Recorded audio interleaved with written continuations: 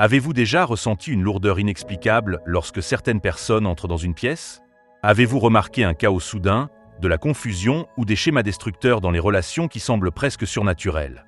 La Bible nous avertit que tous ceux qui vous sourient ne sont pas envoyés par Dieu.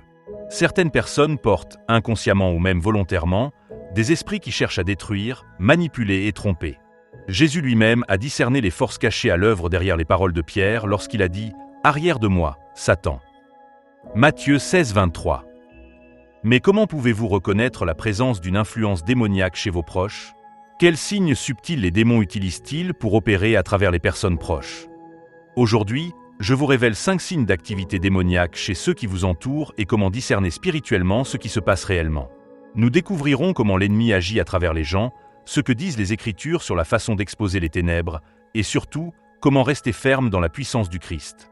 Alors, restez avec moi jusqu'à la fin, car ce n'est pas seulement une information, c'est une armure spirituelle qui pourrait changer votre vie. Plongeons dans le premier point. Numéro 1. Il rejette Jésus et la vérité biblique. Mes amis, lorsqu'une personne résiste à plusieurs reprises à la vérité de la parole de Dieu, ni la divinité de Jésus ou se moque des principes de justice, il y a un esprit à l'œuvre derrière ses actions. Comprenons une chose. Il y a une différence entre une personne non croyante qui lutte dans le péché et une personne influencée par un démon. Une personne non croyante qui ne connaît pas le Christ peut encore avoir un cœur qui cherche la vérité. Elle peut lutter avec la foi, être empêtrée dans le péché ou accablée par les distractions du monde, mais elle n'a pas une haine inhérente pour le Christ. Elle peut résister à l'Évangile en raison de l'ignorance, d'une blessure ou d'une rébellion personnelle, mais sa conscience témoigne toujours de l'existence du bien et du mal. En revanche, une personne sous une influence démoniaque rejettera non seulement la vérité, mais lui sera hostile, méprisera le nom de Jésus, s'offusquera de manière irrationnelle des enseignements bibliques et s'en prendra à ceux qui parlent de la parole de Dieu. Avez-vous déjà remarqué comment certaines personnes réagissent violemment lorsque le nom de Jésus est mentionné? Vous pouvez parler de spiritualité, d'énergie positive ou même de Dieu dans un sens général, et le monde l'acceptera. Mais dès que vous déclarez que Jésus est le chemin, la vérité et la vie, Jean 14h6, l'atmosphère change, la conversation devient tendue, les expressions de leur visage se transforment, et soudain, on vous accuse d'être intolérant ou de juger. Pourquoi? Parce que les esprits démoniaques reconnaissent et tremblent devant l'autorité de Jésus-Christ. L'ennemi n'est pas menacé par la morale ou la bonté humaine. Il est menacé par la vérité, et la vérité est une personne, Jésus-Christ. 2 Corinthiens 4,4 nous dit que le Dieu de ce monde a aveuglé l'esprit des incroyants pour les empêcher de voir la lumière de l'évangile de la gloire du Christ, qui est l'image de Dieu.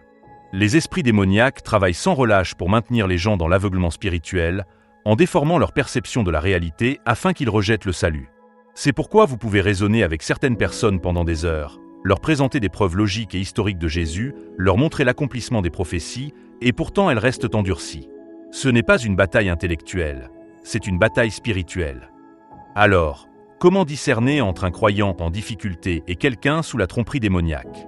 Un croyant en difficulté peut remettre en question certains aspects de sa foi, lutter contre les doutes ou combattre le péché, mais il n'est pas Jésus. Son esprit aspire à la vérité, même si sa chair est faible. Il peut tomber, mais il est convaincu lorsqu'il le fait. En revanche, quelqu'un sous une tromperie démoniaque ne ressentira aucun remords. Il se moquera des choses de Dieu, déformera les Écritures pour les adapter à ses désirs et s'opposera activement à l'Évangile. C'est pourquoi l'arme principale de Satan est la tromperie. Il n'a pas besoin d'accomplir des tours surnaturels pour égarer les gens. Il murmure simplement un mensonge. Il le fait depuis le Jardin d'Éden, lorsqu'il a demandé à Ève « Dieu a-t-il vraiment dit ?» Genèse 3:1. Cette même tactique est à l'œuvre aujourd'hui. Les gens sous une tromperie démoniaque questionnent et déforment la parole de Dieu pour justifier le péché. Ils promeuvent de fausses doctrines, embrassent une spiritualité contrefaite et prétendent que tous les chemins mènent à Dieu, alors que Jésus a clairement dit « Nul ne vient au Père que par moi » Jean 14,6.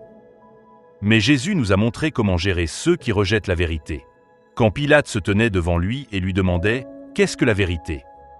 Jean 18, 37-38, Jésus n'a pas argumenté, débattu ou supplié. Il a dit la vérité et a laissé les gens faire leur choix. Il arrive un moment où nous devons comprendre que tout le monde ne recevra pas l'Évangile.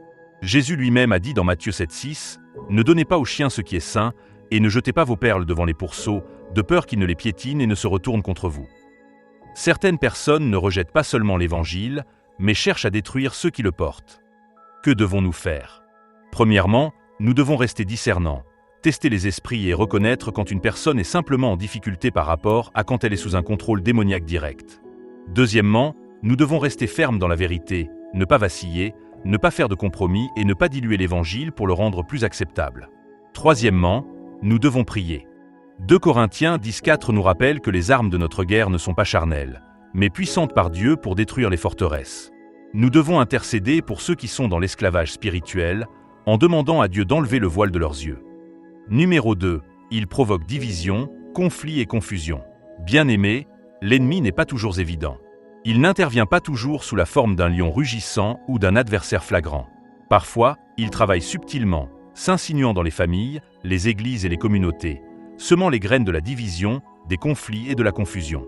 La Bible indique très clairement que la discorde et les conflits sont des marqueurs de l'influence démoniaque. Jacques 3,16 nous avertit, car là où il y a de la jalousie et un esprit de dispute, là se trouve le désordre et toute espèce de mauvaise action. Paul nous avertit encore dans Romains 16, 17, 18, « Je vous exhorte, frères, à prendre garde à ceux qui causent des divisions et des scandales, contrairement à la doctrine que vous avez apprise. Éloignez-vous d'eux. » Et dans Proverbes 6, 16, 19, « Parmi les 7 choses qui sont en abomination au Seigneur, il y a celui qui sème la discorde parmi les frères. » Je veux que vous reconnaissiez que cet esprit de division n'est pas seulement une question de personnalité. C'est une attaque spirituelle, une force démoniaque envoyée pour déchirer l'unité, perturber la paix et disperser ce que Dieu a uni. Dès le début, l'ennemi a utilisé la division comme l'une de ses armes les plus efficaces.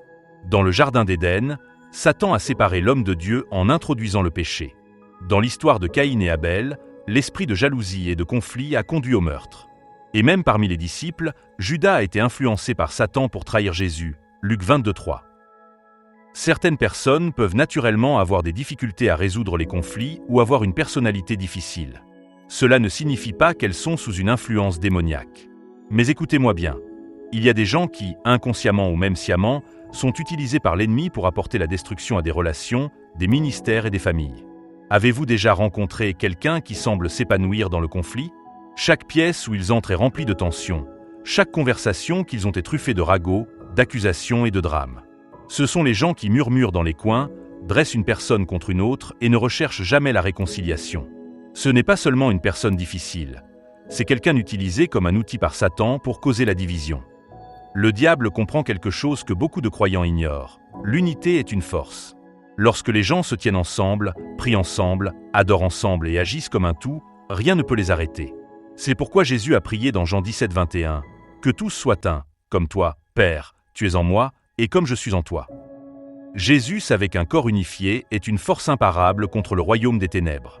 Le but de Satan est de diviser et de conquérir. Il divise les mariages afin que mari et femme ne marchent plus dans l'accord. Il divise les églises pour qu'elles se fracturent à cause de désaccords mineurs.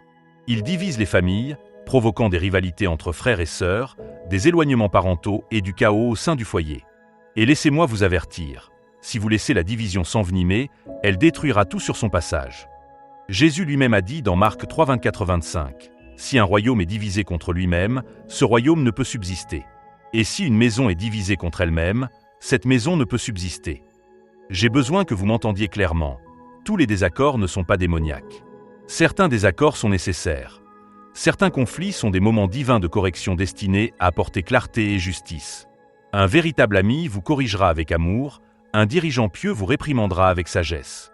Proverbe 27, 6 nous dit « Les blessures d'un ami sont fidèles, mais les baisers d'un ennemi sont trompeurs. » Mais si les paroles d'une personne dressent constamment les gens les uns contre les autres, sèment le doute ou encouragent la rébellion contre l'autorité de Dieu, cela ne vient pas de Dieu. 1 Corinthiens 14h33 nous dit que Dieu n'est pas l'auteur de la confusion, mais de la paix. La correction divine est enracinée dans les Écritures. Lorsque quelqu'un vous corrige, cela devrait s'aligner sur la parole de Dieu. Mais lorsque quelqu'un suscite la division, il utilise souvent des demi-vérités, des manipulations et des interprétations déformées des Écritures pour justifier ses actions. Ma famille, nous vivons à une époque où les réseaux sociaux sont devenus un terrain de jeu pour la division démoniaque. Les gens se calomnient les uns les autres, détruisent des pasteurs, répandent de fausses doctrines et divisent le corps du Christ avec des paroles téméraires. L'ennemi a transformé la technologie en une arme pour diffuser des ragots, de la désinformation et de la confusion spirituelle. Au lieu de construire, beaucoup détruisent. Au lieu d'encourager, beaucoup condamnent. Avez-vous déjà vu une dispute sur les réseaux sociaux entre croyants ? Cela commence souvent par un désaccord, mais dégénère rapidement en insultes, orgueil et honte publique. Frères et sœurs, cela ne vient pas de Dieu. L'esprit de division s'est infiltré dans le monde numérique et nous devons être assez sages pour le reconnaître. Bien-aimés, nous ne devons pas seulement être vigilants envers les autres, nous devons aussi examiner nos propres cœurs. Se pourrait-il que, sans le savoir, l'ennemi nous ait utilisés pour semer la division? Avons-nous prononcé des paroles qui ont provoqué des conflits? Avons-nous entretenu des ragots? Avons-nous gardé de l'amertume au lieu de choisir le pardon? David a prié dans Psaume 139, 23-24. « Sonde-moi, ô Dieu, et connais mon cœur, éprouve-moi, et connais mes pensées. Voici il y a en moi un chemin qui te déplaise, et conduis-moi dans la voie éternelle. » Cela devrait aussi être notre prière.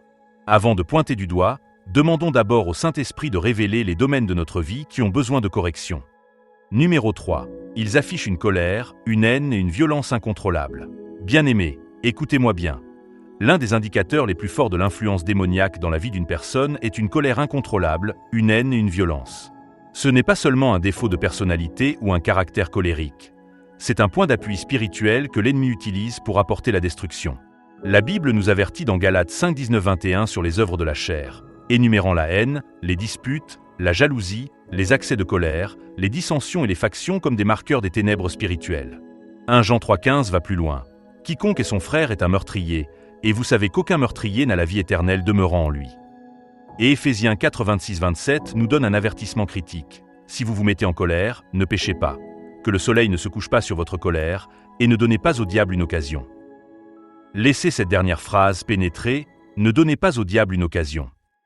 Cela signifie que la colère est un point d'entrée, une porte par laquelle les forces démoniaques peuvent entrer et établir des forteresses dans l'esprit, les émotions et les actions d'une personne. Certains d'entre vous l'ont vu de leurs propres yeux. Des gens se transforment lorsque la colère les envahit. Visage déformé, voix élevée, poings serrés, yeux emplis d'une lueur sombre, consumés par la rage. C'est comme si quelque chose prenait le dessus, et dans de nombreux cas, c'est le cas. Un esprit de rage et non une colère juste. Soyons clairs, toute colère n'est pas un péché. Il y a une différence entre une colère juste et une colère démoniaque. Jésus lui-même a démontré une colère juste lorsqu'il entra dans le temple et vit des gens transformer la maison de son père en une caverne de voleurs. Jean 2h15 dit qu'il fit un fouet de cordes et les chassa. Mais remarquez quelque chose, sa colère était contrôlée, dirigée contre l'injustice et non alimentée par la haine, l'orgueil ou l'intérêt personnel. En revanche, quand une personne est dominée par la colère, elle se déchaîne de manière incontrôlable, portant un esprit d'amertume, de ressentiment et de rage qui ne vient pas de Dieu. C'est un esprit de destruction. La colère juste apporte la correction. La colère démoniaque apporte la destruction. La colère juste défend la vérité. La colère démoniaque détruit.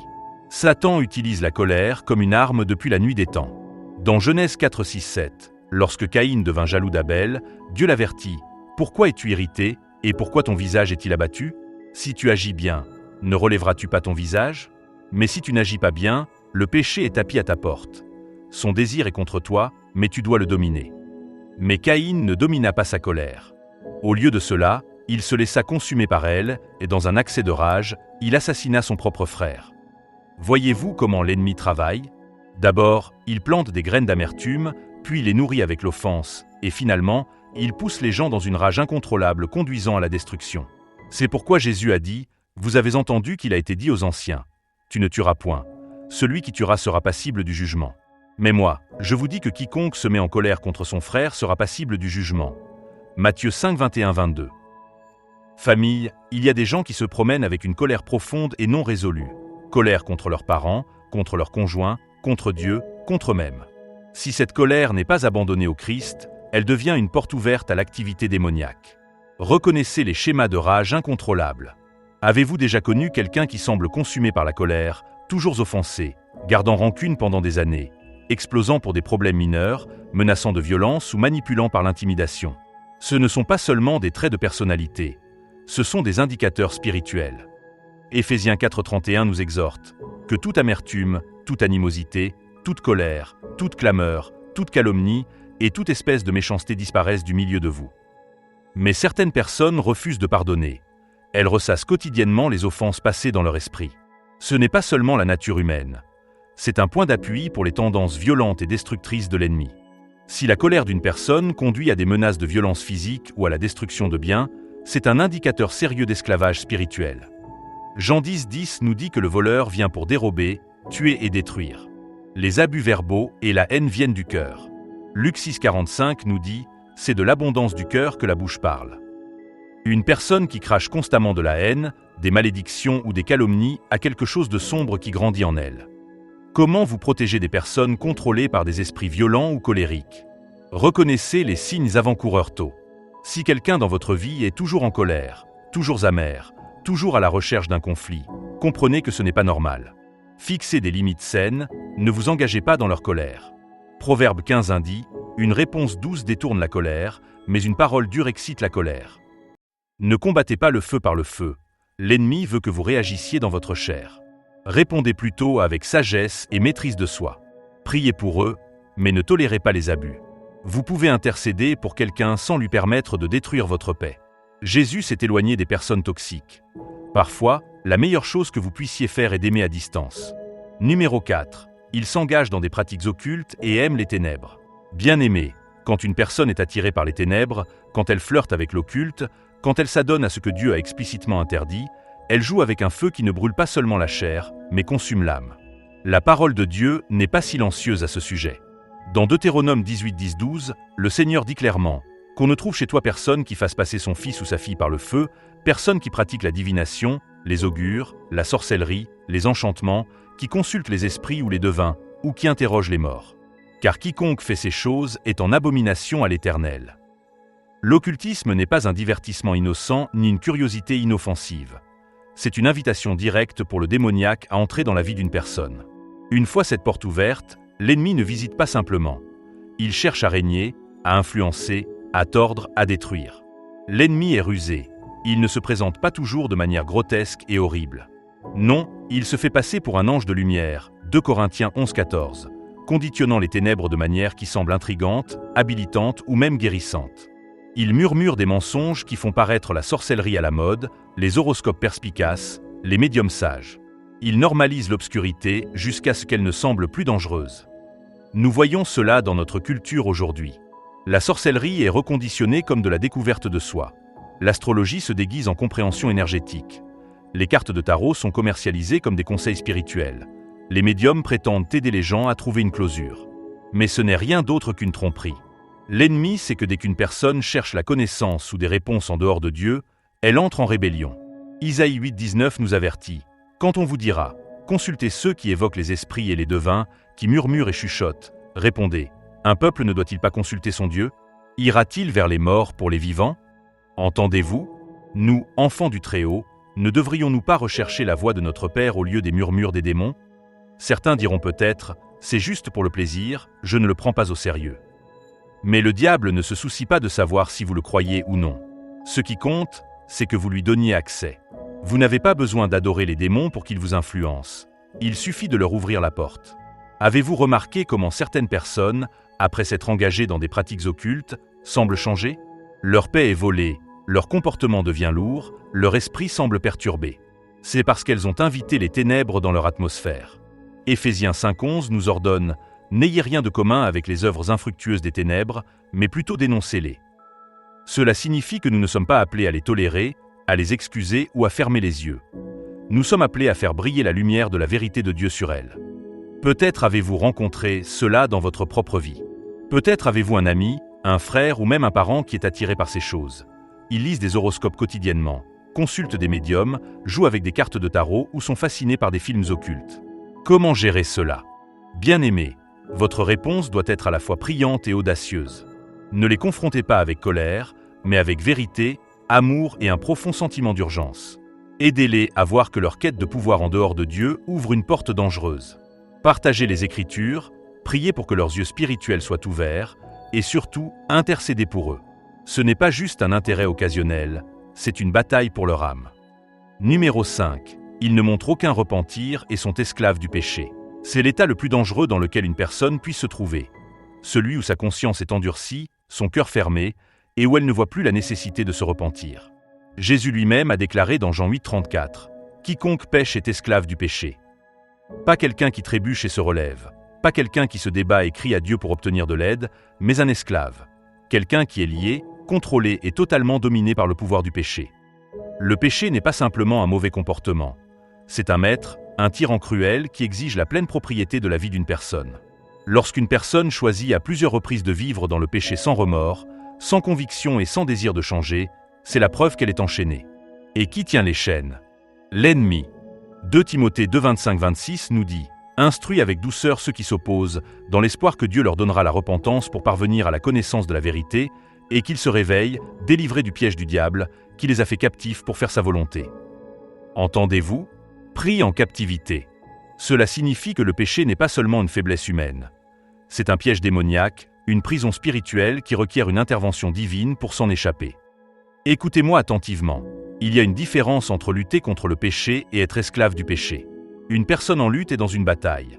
Elle trébuche, tombe, mais se relève. Elle crie à Dieu, se repent et désire être libre. Mais une personne asservie s'est rendue au péché. Elle ne ressent plus de conviction, justifie ses actions, rejette la correction et peut même être fière de sa rébellion, portant son péché comme une identité au lieu de le voir comme un esclavage. C'est pourquoi 1 Corinthiens 6, 9, 10 donne un avertissement fort. Ne vous y trompez pas. Ni les impudiques, ni les idolâtres, ni les adultères, ni les homosexuels, ni les voleurs, ni les cupides, ni les ivrognes, ni les outrageux, ni les ravisseurs n'hériteront le royaume de Dieu. L'ennemi veut tromper les gens en leur faisant croire qu'ils peuvent vivre comme ils le souhaitent tout en recevant les promesses de Dieu. Mais la Bible est claire. Ceux qui sont liés par le péché et refusent de se repentir risquent une séparation éternelle d'avec Dieu. Certains d'entre vous se demandent peut-être « Que faire si quelqu'un que j'aime est dans cet état, piégé dans le péché et refusant d'écouter ?» Bien-aimés, c'est là que commence la guerre spirituelle. Vous ne pouvez pas discuter avec quelqu'un pour le sortir de l'esclavage démoniaque, ni le convaincre par la raison. Cela nécessite la prière et le jeûne, la puissance du Saint-Esprit pour briser les chaînes qu'aucune sagesse humaine ne peut déverrouiller. C'est pourquoi nous avons créé la chaîne YouTube Prière de construction d'un état d'esprit, où nous mettons en ligne chaque jour de puissantes prières ointes pour vous aider à combattre les batailles spirituelles, marcher dans la sagesse divine et couvrir vos proches sous la protection de Dieu. Connectez-vous maintenant, car la prière est votre plus grande arme. Jésus a dit à ses disciples dans Marc 9, 29, « Cette espèce ne peut sortir que par la prière et le jeûne. » Il y a des démons qui ne bougeront pas tant que vous ne vous mettrez pas à genoux devant Dieu pour intercéder. Les chaînes ne se briseront pas tant que vous ne vous tiendrez pas dans la brèche et ne combattrez pas dans l'esprit. Je sais que c'est lourd, je sais que c'est urgent, mais c'est pourquoi je dois vous demander aujourd'hui. Pour qui vous battez-vous? Qui dans votre famille est lié?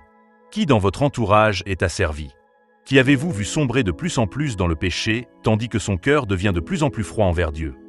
Je vous mets au défi, dès maintenant, de ne pas accepter leur servitude comme permanente, de ne pas croire le mensonge selon lequel ils ne changeront jamais. Dieu est capable de briser chaque chaîne, chaque dépendance, chaque forteresse. Toute oppression démoniaque doit s'incliner devant le nom de Jésus. Mais il faut des intercesseurs, des guerriers, des croyants qui ne resteront pas les bras croisés tandis que l'ennemi s'empare de leurs proches. La Bible dit dans 2 Corinthiens 6, 2, « C'est maintenant le temps favorable, c'est maintenant le jour du salut. » Vous n'avez pas à rester enchaîné. Jésus a déjà payé le prix de votre liberté, mais vous devez choisir de sortir de votre prison.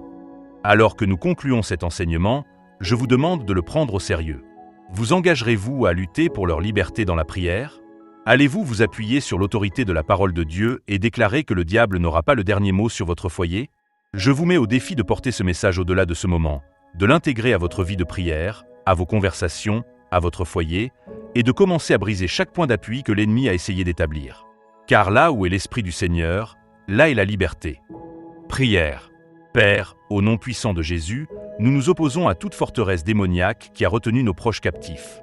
Nous déclarons la liberté sur tout esprit aveuglé par le péché. Nous prions pour la repentance, pour la conviction, pour une rupture surnaturelle des chaînes.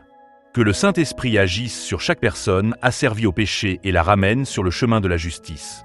Nous déclarons que l'emprise de l'ennemi est brisée et nous nous tenons dans la victoire de Jésus-Christ. Amen. Tapez « Amen » dans la section des commentaires et soyons d'accord. Marchons dans la liberté que le Christ nous a accordée et soyons un phare d'espoir pour ceux qui sont encore dans les ténèbres. Et avant de partir, n'oubliez pas d'aimer, de vous abonner et de partager pour aider à diffuser la parole de Dieu. Que Dieu vous bénisse tous.